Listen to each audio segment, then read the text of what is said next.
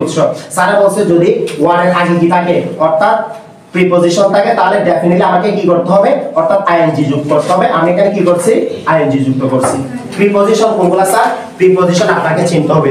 আমি মনে রাখার জন্য একটা ওইখানে লেখা আছে লুক একটা ওয়ালে দেখো। তাহলে প্রথমে গাড়ির নিচে আন্ডারদাকার, গাড়ির উপরে অন্ধাকার, একটু উপরে ওভার দ্য কার, বেশি উপর অ্যাবভ দ্য কার, গাড়ির সামনে in front of the car, গাড়ির পিছনে বিহাইন্ড দ্য কার, গাড়ি থেকে বাইরে হওয়া আউট অফ দ্য কার, গাড়ি থেকে টু দ্য কার, গাড়ি থেকে গাড়ির হতে ফ্রম দ্য কার অর্থাৎ গাড়ি থেকে অনেক দূরে ফার দ্য কার, গাড়ির চারপাশে এই অ্যারাউন্ড দ্য কার, আর গাড়ির পাশে বলে বিসাইড দ্য কার। এইভাবে যদি আপনি এটা প্রিপজিশন মনে রাখতে চান তাহলে রাখতে পারবেন। প্রিপজিশন যেহেতু অনেকগুলো দেওয়া আছে আমার সাথে আসো তাহলে কাম উইথ মি, উইথটা কি প্রিপজিশন। তাহলে এখন আমি বুঝাচ্ছি আগে আপনাকে এটা চিনার আগে ডেফিনেটলি কি করতে হবে প্রিপজিশনগুলো চিনতে হবে। এটা করার আগে আপনাকে কি করতে হবে ডেফিনেটলি বিভাগ কোনগুলো মেন ভার্ব কোনগুলো চিনতে হবে। যদি এগুলো না চিনেন তাহলে আমি ডাইরেক্টলি আপনাকে এখানে বোঝাই তাহলে আপনি কখনো বুঝবেন না। ডেফিনেটলি আগে যে কাজগুলো করা দরকার আমি এটা চিনার আগে আমার এই কাজগুলো করতে হবে, আগে এটা করে নেবেন। এটা করার আগে আমাকে এটা শিখতে হবে, এটা শিখে নেবেন, তারপর আপনি এখানে ইজিলি পারবেন।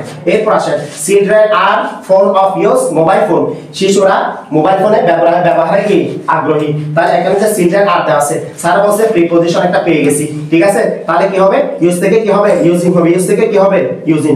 কথা ক্লিয়ার বুঝা যাচ্ছে?